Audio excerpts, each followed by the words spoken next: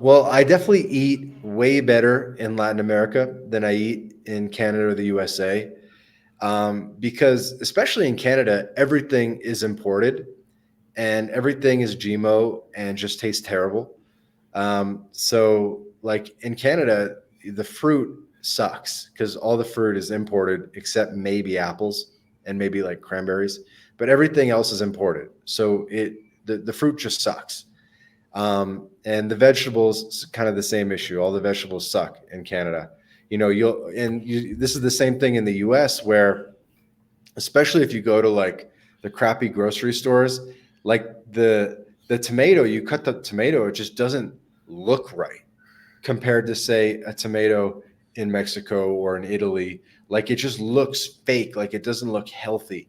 And the same thing with the watermelon in the US. Like maybe you've seen videos about they have this like watermelon and it looks like rubber. It's like flexing. All the fruit and vegetables in the US and Canada are just disgusting, honestly.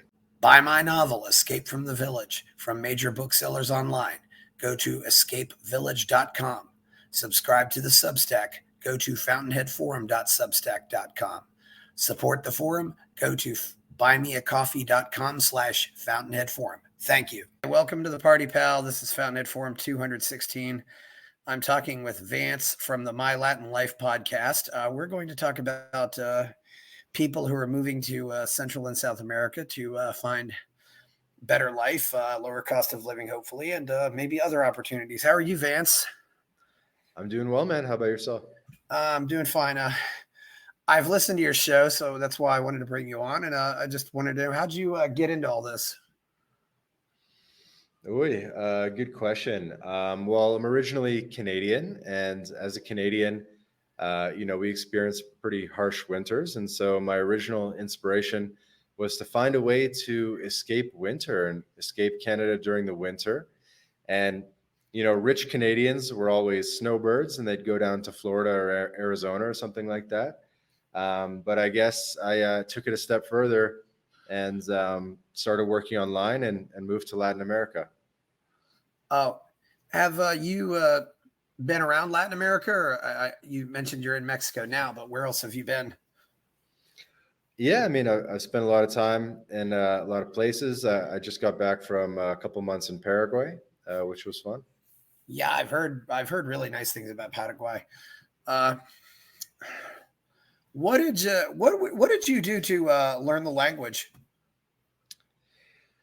Good question. I think just listening a lot, just listening to thousands of hours of Spanish language audio and Netflix and things like that. I actually learned French as an adult. I lived in Montreal for a couple of years, and that's kind of how I developed some philosophies around language learning and what kind of worked for me in terms of language acquisition. And then I applied some of those philosophies to Spanish, and focusing on listening is one of my top tips for people. Yeah, listening is the tough part. I mean, I often find myself, wanting to say, "Speak slowly, please."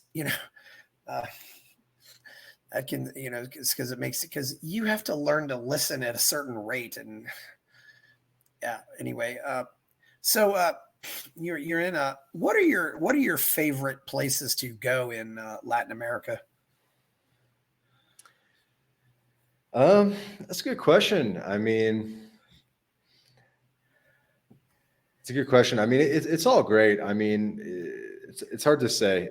I enjoy the beach. I enjoy the mountains. I enjoy big cities. I enjoy medium-sized cities and small towns. So right now I'm up in the mountains enjoying kind of that eternal spring weather. And there's something to be said for that. So I'm kind of in the coffee region of Mexico. Mexico actually has a couple different coffee regions, but I'm in the coffee region. I enjoy the eternal spring, moderate weather year round, where it's, in Celsius, it's maybe, 25, 27 during the day, and then like 16 to 18 degrees at night, which to me is perfect. Yeah, you go up 4,000 or 5,000 feet, and Mexico is a very mountainous country. It's a lot cooler up there. It doesn't get super hot at that elevation usually. Exactly. It's like I would say perfect weather year round, like basically t-shirt weather year round. Maybe in December, January, it might get down to like 10, 12 degrees at night on certain nights and you whip out the jacket. But um, definitely a huge improvement from Canadian winter. Yeah, almost anything would be an improvement from Canadian winter. So let's go the other way. What places did you not like at all, and why? Oh, that's a pretty interesting question. Um, well, I'll tell you that one place I couldn't see myself living full time would be Mexico City. And the reason for that is the pollution is pretty bad. It's worth visiting. I don't want to scare people off from visiting because you'll be fine for a week or something. But I think there are kind of long-term negative effects from living in Mexico City just due to how bad the pollution is. I have buddies that live there, and their nose is constantly running. Some of them bought fancy machines that like oxygen machines and stuff like that, or they have other types of machines in their apartment that clear the air particles, like air uh, cleaners, limpificadores, or whatever. So that's kind of one place I couldn't see myself visiting long term, but I do pop into Mexico City quite a lot, and visit the guys and go out for drinks and have some good food and stuff like that. So yeah, pros and cons. True, and of course, Mexico City. If you're going anywhere in Mexico, you might very well end up going, through the airport. Uh, so yeah, I agree with that. I think the combination of the high altitude and the fact that it's not very clean definitely doesn't make it an easy place. It's not that easy for me to visit there, but I found there too. If I go out into the Andes in the more rural areas, I'm fine because it's just clean, you got clean air to breathe. Although it's thinner, it's still clean. Yeah, Yeah, I mean, I love elevation. It's yeah. just that Mexico City is a weird thing because it's sort of like a valley surrounded by mountains, and so the the polluted air kind of gets stuck in the valley, and it's 20 million people, and so I think it's called AQR or whatever, like the air quality rating indicator. It's not too good in Mexico City, let's put it that way, but it's still a fun city to visit. Yeah, I don't know if I'd ever want to live in some of, as I call them, the super gigantic cities either. And it's definitely what I would call a super gigantic city. Um, Mhm. any place else? I mean, any place else because of safety or other reasons? Well, talking about the mega cities. So when you think about mega cities in Latin America, there's Mexico City, Lima, Bogota, Sao Paulo, and Buenos Aires. And then so it's like which ones are livable? Um, Mexico City we talked about. Lima is kind of weird for a number of reasons. Bogota, not the most livable either. Sao Paulo is like crazy dystopian. It's hilarious, and Buenos Aires is pretty livable though. But what kind of came to mind is Sao Paulo is kind of nuts. Like it's good city to party, good city to date, but living it's weird, man. Like there's not too many parks. It's like an urban jungle. It's kind of the inspiration for the city in Batman. What's that city called? Gotham City. Gotham City. Yeah, Yeah, Sao Paulo is basically Gotham City. yeah. That's probably what I would call the. Bogota is even higher than Mexico City. So just I again, I guess it depends on how you react to it. I had massive headaches there Oh yeah. because it's almost 9,000 feet.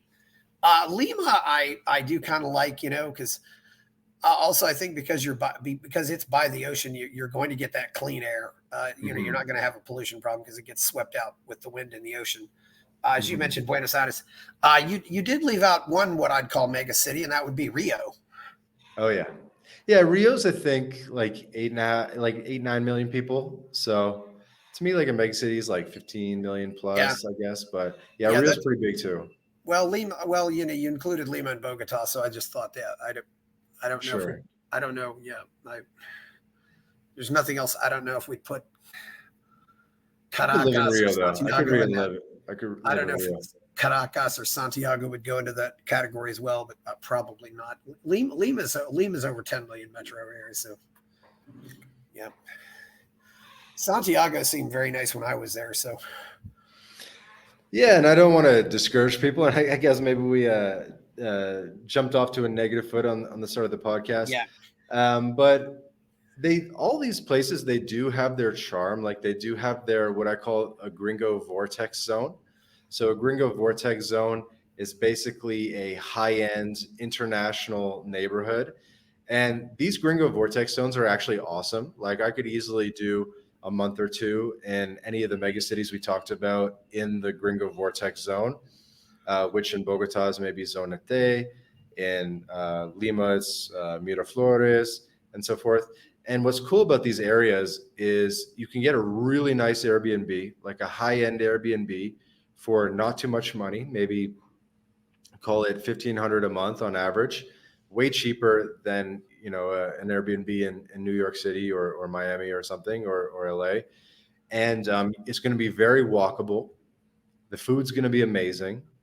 It's going to be very convenient. You're going to have high-end gyms nearby that'll let you sign up for a 1 month pass.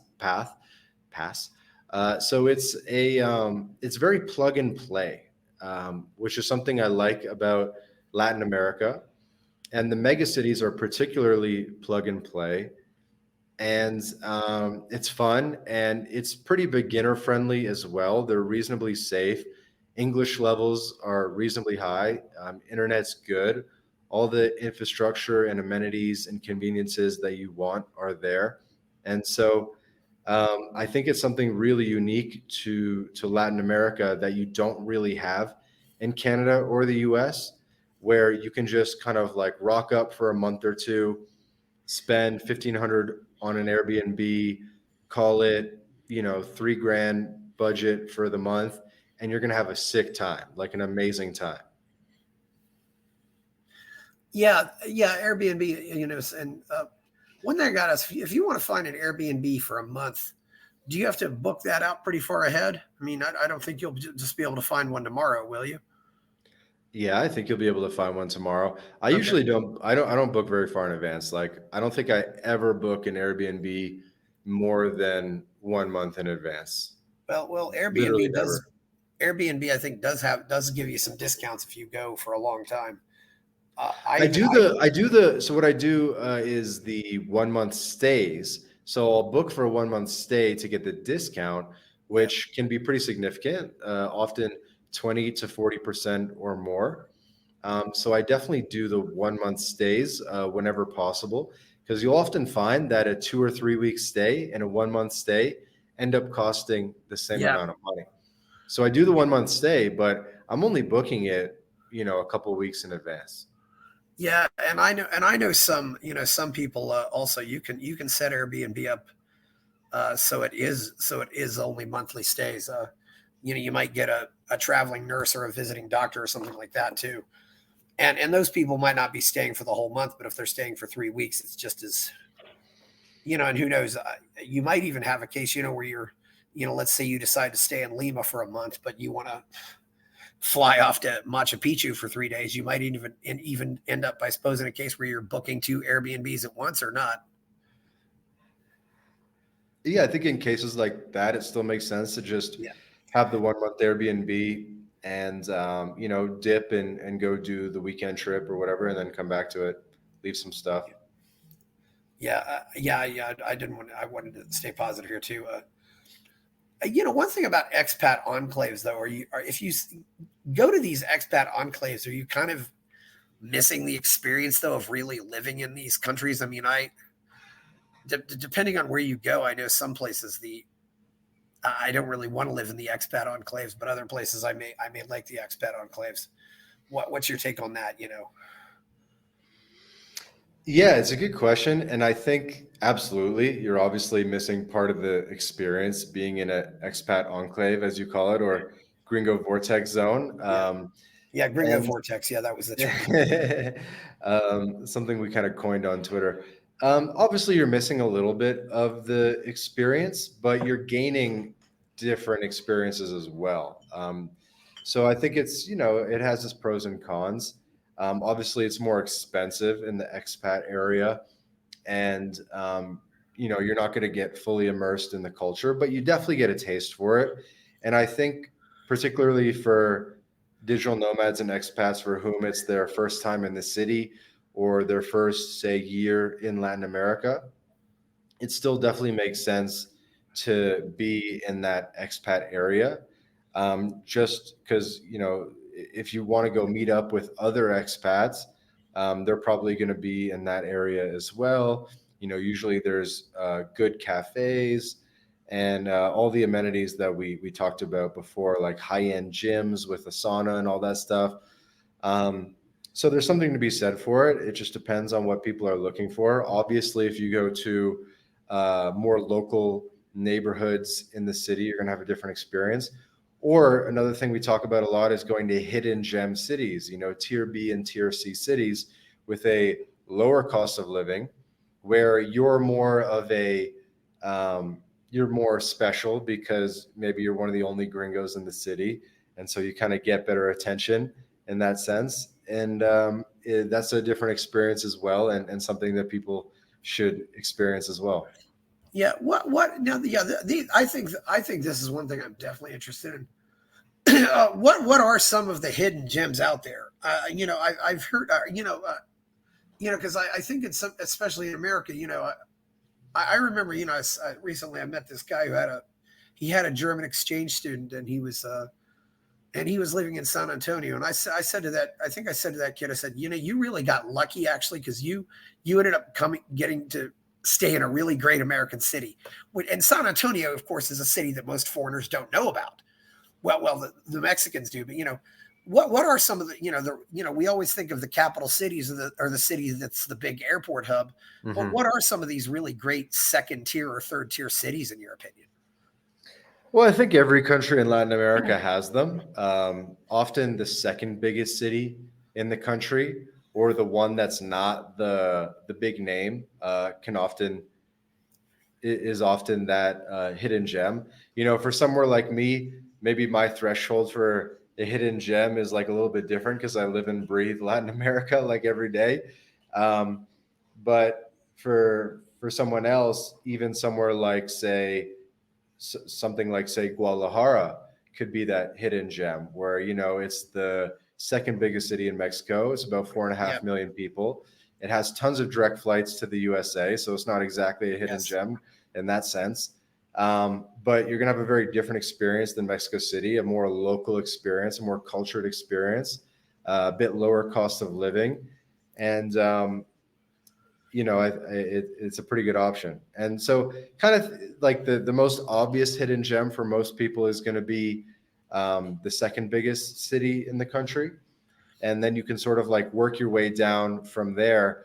But really, any city with more than, say, 300,000 people in Latin America that's not like crazy dangerous, or even if it is probably going to qualify for a hidden gem status.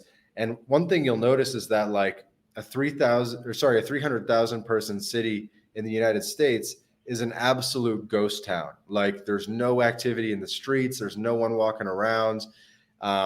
It like feels really dead. But a 300,000 person city in Latin America is night and day in terms of how vibrant it is, how many people you'll see in the street, how many stores there are, how much there is going on in terms of activities and live music and stuff like that. So don't equate, say, a 300,000 person city, and I'm kind of just using a random number, in the US versus a 300K city in Latin America, because they're night and day in terms of vibrancy. Yeah, I've noticed that. I agree with you. Guadalajara is a nice town. Uh, I had my best Airbnb experience in Guadalajara, and I had an Airbnb that was $85 for the whole week. And this was 4 years ago, but I thought that, and I had a really nice host in. I think Guadalajara is also what would be considered the big tech city in Mexico. So I thought that was pretty cool. Mm-hmm. I've heard I've heard really nice things about Merida in Mexico. Some people some people like Puerto Vallarta, but that's in that area, but that's because it's on the beach. Also, there, I do worry sometimes that Mexico's almost become too American.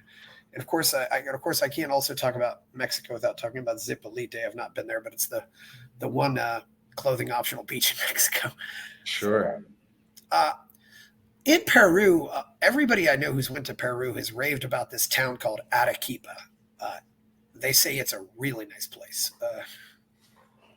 Hmm. Not the second biggest city, but in a lot of these countries that you have the one big city that really dominates, and then the second biggest city might be a tenth the population. Yeah, Yeah, definitely happens. Yeah, we have city guides on our website, mylatinlife.com. Quick shout out. So we have over 100 city guides to pretty much every city in Latin America, including Arequipa in Peru.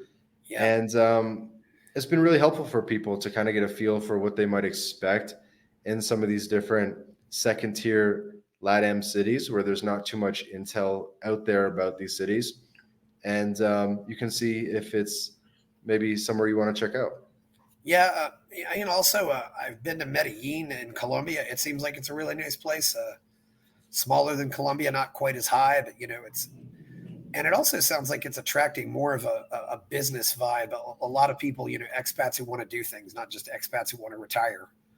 Which, because you're more, it seems like you're probably more geared to expats who want to go out and live life as opposed to expats who just want to quit and retire. Is that right or not? Well, one thing I often say is I think there's something for everyone in Latin America, and there's something for everyone at every age or life stage in Latin America. So if you're 25, obviously Latin America is the place to be. The partying and the dating is so much better than in North America. If you're 35 or 45, Latin America also makes sense for starting or raising a family due to the lower cost of living, the lax rules around homeschooling, the ability to get help, maids and chefs and so forth, the lower cost of healthcare, things like that. And then for retirees, people who are 55 plus, Latin America also makes sense because most people statistically just have not saved enough for retirement. Maybe they have a small nest egg. They thought they were going to be good with, 2 million bucks in the US, but they do the math and they're like, okay, I'm actually not going to be able to survive 35 years on that. Or maybe some people literally only have Social Security and then a little bit more pension money. And they're like, wow, I can't survive in the US on 3,000 bucks a month. And so for retirees, I think Latin America also makes a lot of sense as well. And there are actually a lot of visas in Latin America specifically for retirees called pensionado visas, where pensioners come down and they get to live the good life in Latin America. So I think every age, every stage, LATAM has something for people. What countries are making it easy and what countries are making it difficult? Uh, I know Well, there's in a whole terms lot of of in terms of residency and immigration, pretty yeah. much every country is easy. That's what's Okay. cool about it. Well, some of them give you long tax holidays. Some places you can apply after 2 years. Some places you can apply after 4 years. I mean, there's all kinds of different requirements. And I want to say we're not. This is not legal advice. This is not immigration advice. This is not financial advice. This is not tax advice. Put out our disclaimer there. Uh, and I know, for example, if you want permanent residency in Mexico, that you can't bring a car, and they want you to buy a car in Mexico. So things like Right. that. Uh, you know, uh, any countries that you definitely think people should not consider? I mean, obviously, I'd say Venezuela's probably out of the question right now, but any place else? Mm, I mean, that's probably the only one, to be honest. I mean, even Venezuela has some indications that things are going in the right direction, or at least it did until super recently, and Maduro started getting weird again. But even Venezuela seems to be on an upward trajectory. Like it can't really get much worse in a lot of ways. And I was looking at the GDP numbers actually just this morning, and the estimates are anywhere from 5, 6, 8% per year GDP growth, which is actually the highest in the Americas. So I think every country in Latin America is is a viable place for people to live, and could actually be a higher standard of living than the USA or Canada for people um, dollars to spend. Yes, of course. And some of these places aren't that hard to get to. I mean, yeah, I think you can go to 4 or 5 cities in Colombia that have at least one direct flight to the USA, because obviously they to go to Colombia they don't require the jumbo jets, which they do, which obviously they do if they want to go down to Argentina or Chile. Um, so, what do you think about El Salvador? With all the stuff they're doing with Bitcoin, it sounds like it's becoming a hot place right now. Yeah, it's cool. I want to visit ASAP. I did a El Salvador roundtable podcast episode a couple months ago, and we assembled people from all over the world that had moved to El Salvador. We had people from Australia, New Zealand. We had a French guy, Canadians, and Americans, and they're all thriving in El Salvador. They're enjoying, the safety, the low taxes, the opportunity, the optimism, the food, and so it's definitely a great place to be, and probably one of the most popular destinations in Latin America right now.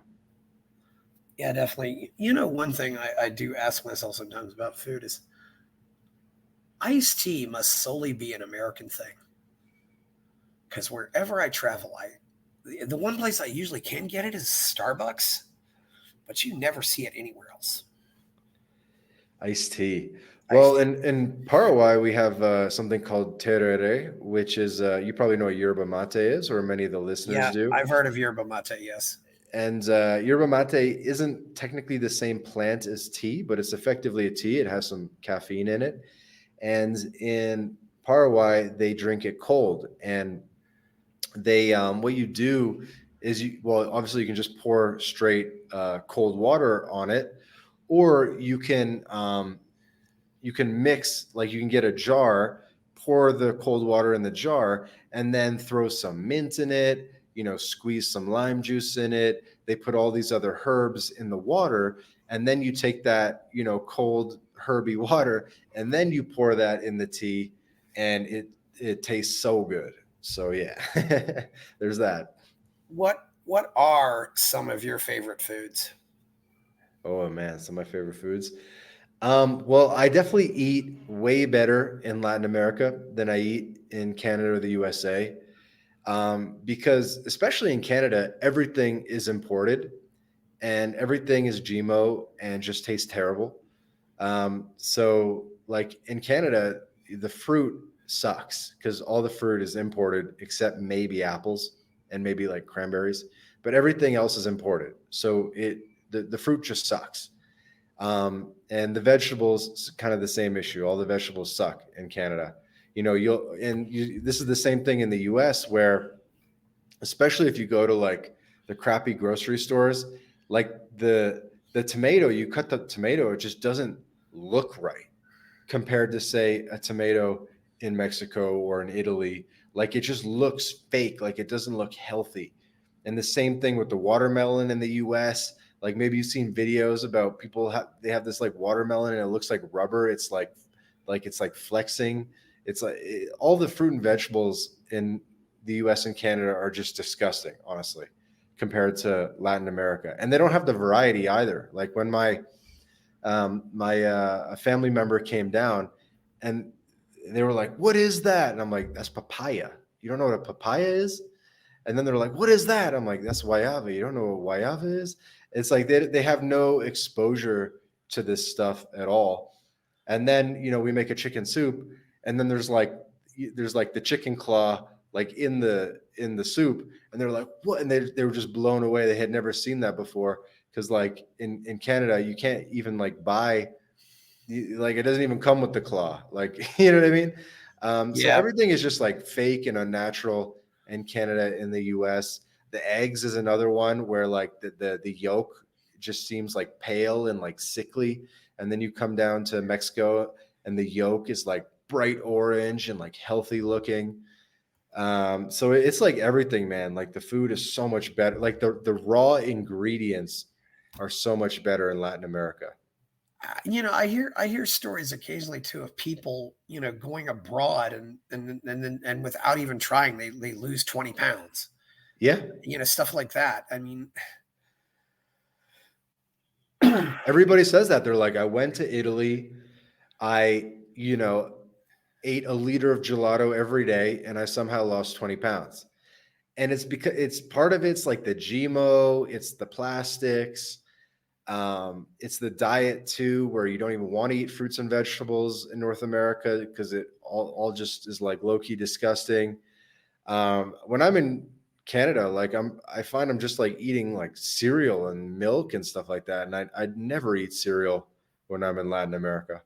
yeah, yeah, I ate way too much cereal in my life. It's something I really regret. And Dude, I grew up on cereal, but it was like the worst thing. I'd be like, you all do. Well, yeah, it's not the worst thing, but it really isn't a very good thing. And when we were bombarded, that carbohydrates good, fat bad, which is nonsense. But now, now and you go down to places sometimes, where you can buy eggs directly from the farmer, or I mean, I remember when I was in a ketos. And have you ever been to a ketos in Peru? Peru? in the Amazon there. No, I haven't. Yes. I mean, I remember being there, and I remember thinking this is what poverty looks like. But then I thought, these people probably eat better than Americans. And of course, it's Exactly. the rainforest, so there's fruit everywhere, but people were farming their own stuff and just, but yeah, it's a very interesting place. I mean, and you brought up a few other things too. And I definitely want to bring up some of the more social issues. You don't have to worry, about so-called child protective services or some other nonsense that you have to worry about in the West. You can raise your kids as you see fit. Yep. They're not going to try to turn your little boy into a little girl. Yep. Uh, It should be a red line for most people. Like a lot of people in the past month have been escaping California for this reason, but it's happening all over the USA and Canada as well. Like there's not too many states you can escape to where they're not going to do that and do the whole like child protective services and the trans in school type of stuff. Um, like there's almost no escaping it. So to me that's like a red line. Like I don't see why would you would put your kids in an environment where they're being brainwashed, and if the brainwashing is successful they'll literally steal your children from you. Like and that. well, other things, like, you hear stories about, my mother left me in the car with the motor running once. Nobody said a word. I can see kids in Peru that are 6 years old rowing canoes down the river. Nobody says a word about it. There's not this ridiculous culture of safetyism and protection for no reason. It's based on common sense, and kids are expected to live their lives. Uh, Not to mention, what do people say, about the dating life? I mean, I hear so many stories of men, who go down there and get married, and they're just they feel like they've found paradise. Yeah. Anything else to say about that? Or Yeah, I mean, we try not to talk too much about the dating stuff because it's just so obvious. It's like one of those things that doesn't even need to be said. yeah, do you think do you think countries like America or Canada are ever going to wake up and pay attention to this, or do you think they're just going to double down and get worse? I think it's getting worse. I think there's no question it's just going to keep getting worse, and it's only the beginning. I feel like we're really only barely 5 years into all this super weird stuff that's been going on, and it's clearly whether it's the mass migration or the trans stuff and all the rest of it. And I don't think you can. I don't think you can put the toothpaste back in the tube on this one. Yeah, I know what you mean. One thing I always look for, and maybe in some cases, why I kind of think Mexico maybe has already, I wouldn't say Mexico's been ruined, but it's definitely become more Americanized. Is I just look around and see how often do I see a woman with a tattoo?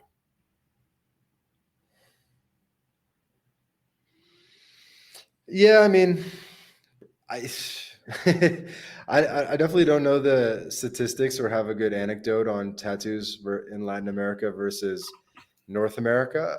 Maybe it's probably a little bit. It has to be less prevalent in Latin America though, because so many more people are living at home, and family values are so much more important. And so families are not going to let you get a tattoo in Latin America in a lot of cases, because they'll basically kick you out of the house and all that type of stuff. So I think that's one way that the stronger family values in Latin America sort of manifests itself in women kind of being more feminine, not getting tattoos, and so forth. One thing you said about families too, though, is I also know in a lot of these cultures, things like nursing homes are basically unheard of. Mm-hmm. If grandma or grandpa gets too old, she just goes and lives with the family, and they help her out, and keep an eye on her. Mm-hmm. Uh, does that happen a lot though too? I mean, let's say I'm 25 and I'm going down to Mexico or wherever, and I want to meet a girl, and maybe the girl's 22 or 23, but is there a good chance that she's still living with mom and dad? At 22, 23, yeah, for Yeah. sure. Like, the expectation is basically that you live at home till marriage. Obviously, statistically, a larger percentage than ever are not living at home, and have gone to, the big cities for jobs and so forth. But I mean, it's still a much larger percentage than in North America, and still culturally expected that you live at home, basically till marriage. There's kind of no reason that they would go out and live by themselves most of the time. It would be kind of weird, or even with like roommates. It's kind of weird. Like, they wouldn't even want to. They wouldn't even want to be away from their families. Well, and of course, obviously there's a savings involved, which makes a difference, and it's not, and it can be preferable, but as a guy, it's often. I mean, if you're a guy in your mid 20s, and you can't really bring a girl back to your place and say, okay, well, we'll go. Yeah, my place is my mom and dad's place. She's going to say what? So you got to be aware of that. If you're a guy. Uh, what things should people be at? What kind of unpleasant surprises do expats sometimes run into when they go to places? I mean, what should they be prepared for that they may not think of? Yeah, good question. Don't drink the water, or at least ask if you can drink the water from the tap. There are some countries and cities where you can, and a lot where you can't. So definitely something to keep in mind. I think if anyone wants to come down and improve the plumbing infrastructure in Latin America, you'll probably become a billionaire. So there's a business opportunity for you guys. So there's that, and I think the like a power outage is a little bit more common in Latin America, depending on where you are, where the electricity can go out and that kind of thing. So obviously it's getting better, but that is still an issue in places. Yeah, that's a good point. Also, plumbing. I still, when I go to Peru, I still am amazed. The whole they don't flush toilet paper there. They put it in a little waste basket right by the toilet. I'm just like, oh my god. You Hmm. know, uh, and there's so many things I love about Peru, but that is one thing that sometimes almost feels like a deal breaker. Yeah, yeah, improve the plumbing infrastructure. Also, we should be aware too. You're not going to have a lot of super highways here. Uh, Hmm. Yeah, it's definitely much more walkable overall. Latin America, I think card dependent cities in the US are terrible for your health and for your relationships, and I think it's horrible for children, especially. And so I think walkable cities in Latin America and the less reliance or need on to have a car is a huge benefit. But also in a lot of these cities, an Uber or a Lyft, or they don't really have Lyft, but also there's a Cabify and some other services. Uh, you very rarely have a ride that's more than $5. Correct. It's super cheap, probably approaching 1/10 the cost of the US. So, because I know a lot of expats, they just don't bother and they just order Ubers and Lyfts when they can't, or Ubers or Cabify or Hmm. some of the, or there's InDrive. There's a few other services. Yeah, a lot of the different countries have particular apps. So what you want to do is just ask a local. Yeah. Just ask a local, hey, what do they use in this city? Sometimes it even differs like city to city. And some cities, it's almost just as easy just to flag one down. It's not you. There, some of them are fairly obvious, and how their appearance. Hmm. You might wait 10 minutes, but while you're waiting 10 minutes, you'll see two or three of them drive by. So, uh, one thing I have learned is it's often hardest to get one when it's raining, because I think people who might have walked decide they're going to ride and not wait. So yeah, but Right. definitely the walkable thing is certainly a big deal. You can certainly find some people out there, and who knows? Sometimes the driver will give you info, and you'll just kind of connect with them later, especially if you want to take a trip or something. Uh, I know there's some public transportation in some of these towns too, which is sometimes fairly good. We certainly used it in Mexico and certainly used it in Argentina. Not a lot of trains in a lot of these countries, but definitely buses and things like that. Yeah, I think the buses are better than you might expect as well. Like Greyhound in the US is much more third world than the Greyhound equivalent in most Latin American countries. Like the intercity buses in Mexico are really very good, very modern, very clean, safe, on time. The bus terminals are safe and have lots of stuff like food and all that. Um, Whereas Greyhound in the US is like basically just crackheads and is like super unsafe, right? Both at the terminal and on the bus. Um, like you take a Greyhound, in the US from like whatever, Kansas City to whatever the next city, like you don't even want to fall asleep. You don't, you know what I mean? Like it's scary. Whereas in Mexico or Brazil or a lot of these places, the buses are used by normal people. Um, Women travel solo, and it's totally normal, and it's usually like a pretty good experience. Yeah, that's one thing. Also, tell you if you're in a place where you see women walking around solo or women traveling solo, it's probably a pretty safe place. Yeah, for sure. Yeah, I mean that's yeah, I don't know, and that's something in general you don't see. You don't see as many crackheads and stuff out on the street as you do in America. Way less. I certainly see plenty of people out there hustling and peddling. They might be selling jewelry, they might be selling balloons, they might be selling candy, they might be selling bottles of water, but or little trinkets, but they're peddling and hustling. They're not just saying, "Can I have $1?" Exactly. It's really, Yeah, they're working for it. Yeah, it's yeah, something people notice their first yeah. time in Latin America for sure, like the circus performers at the street lights and this kind of thing. And at least they're like working for it. They're trying to make something happen. They're not just like terrorizing the cities the way that homeless people in the US and Canada are. Yeah, I don't. Yeah, it's I mean, the only maybe it's how I carry myself, but I always say nobody's ever messed with me anywhere I've went. So except in America. And I've certainly walked around in some neighborhoods that, although, and maybe that's also just because people are just the families are more closer knit, and these people have a place to go if they do That's get a into huge trouble. part of it for sure.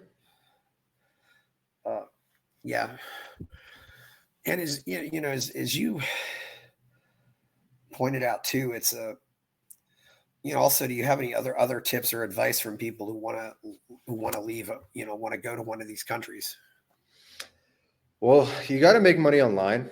Yeah, You could do like a backpacker thing or an exploratory trip, just to see what you're working towards. But eventually, you got to make money online. And of course, it takes a lot of motivation, especially if you're trying to make ends meet and you're working a normal in-person job, to put in the extra effort to get a remote job. But it's so worth it in so many ways. So uh, working remote is kind of the key that makes all of this possible, and it should be people's top priority in life, is to have location freedom, have location independence. Honestly, even if you don't want to go to Latin America for whatever reason, you should still strive to be location independent.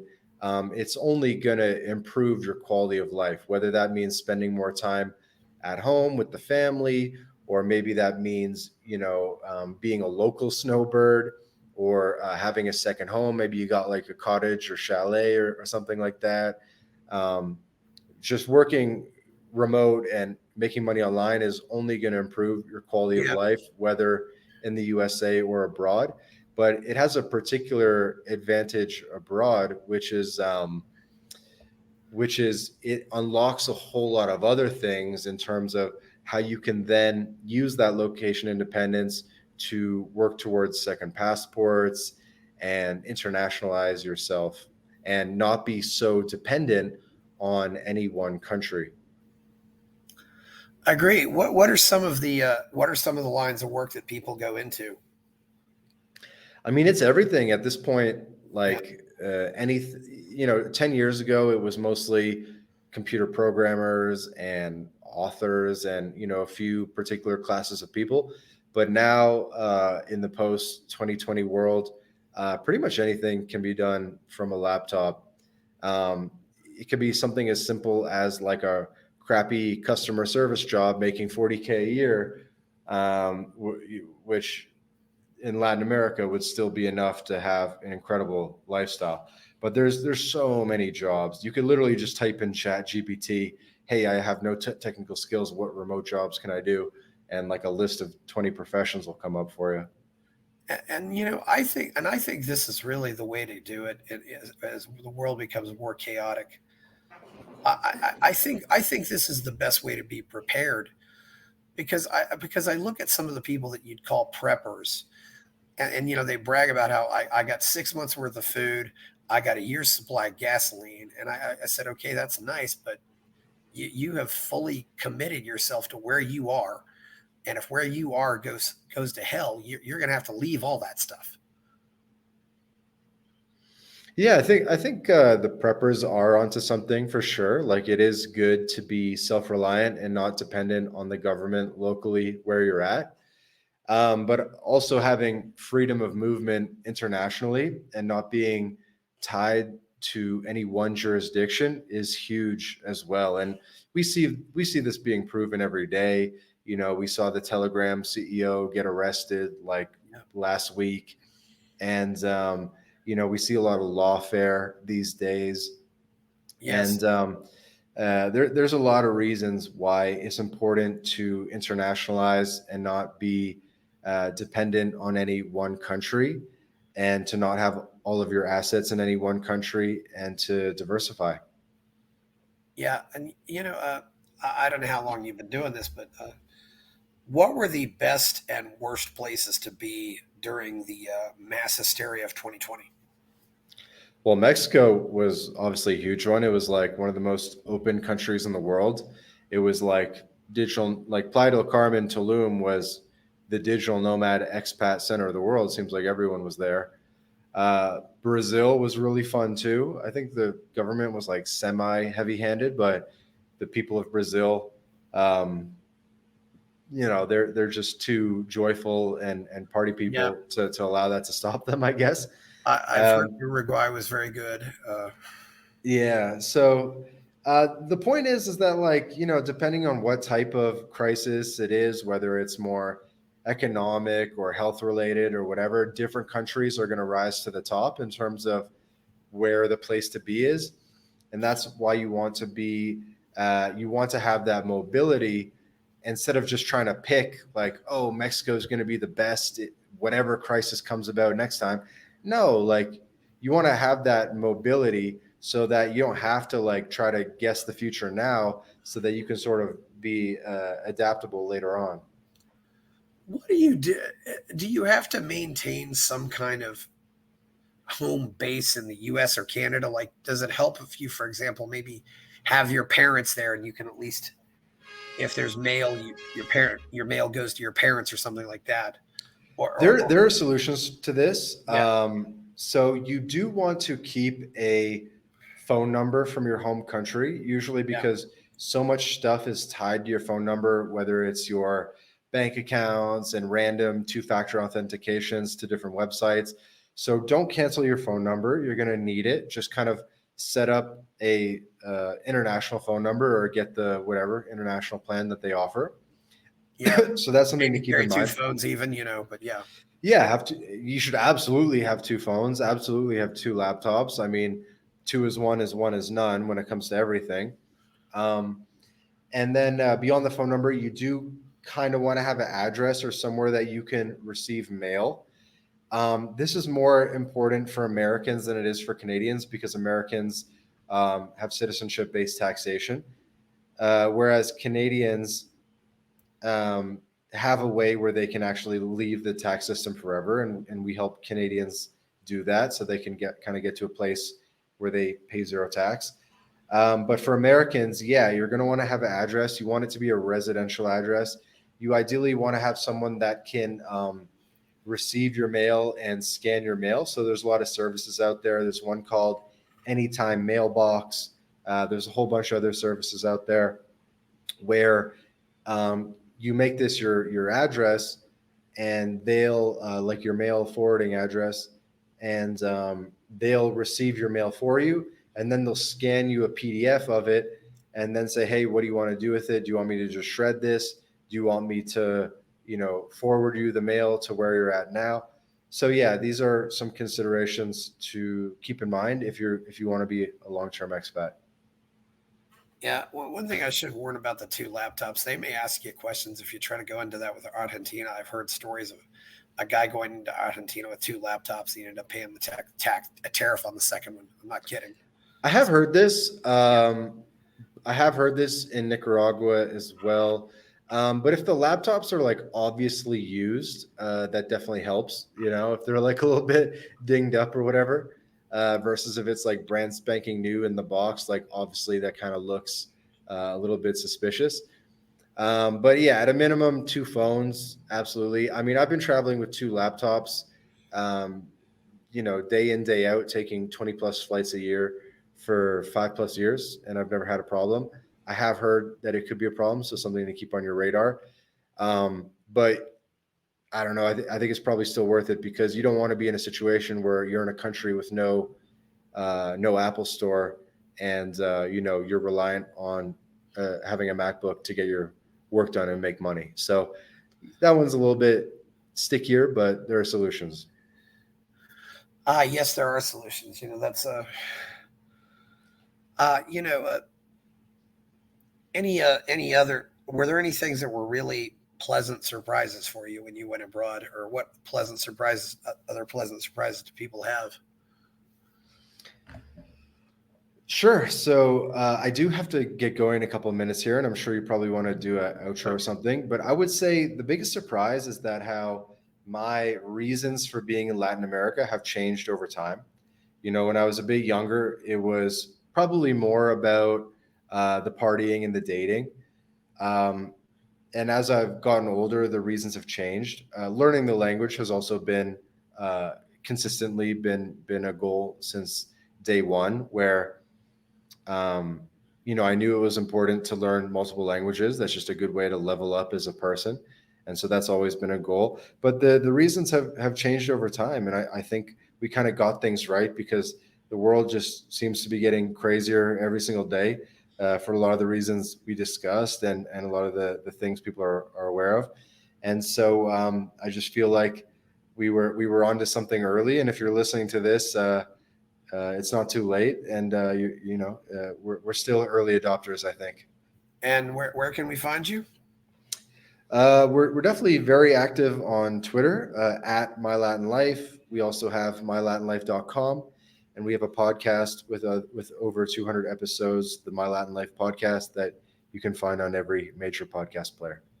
Okay, well, please like and subscribe to the channel, like the video, check out my Substack, go to buymeacoffee.com if you want to support my show. And also I have a novel called Escape from the Village. I'm Chris Baker. Thank you, Vance, from My Latin Life. We're out.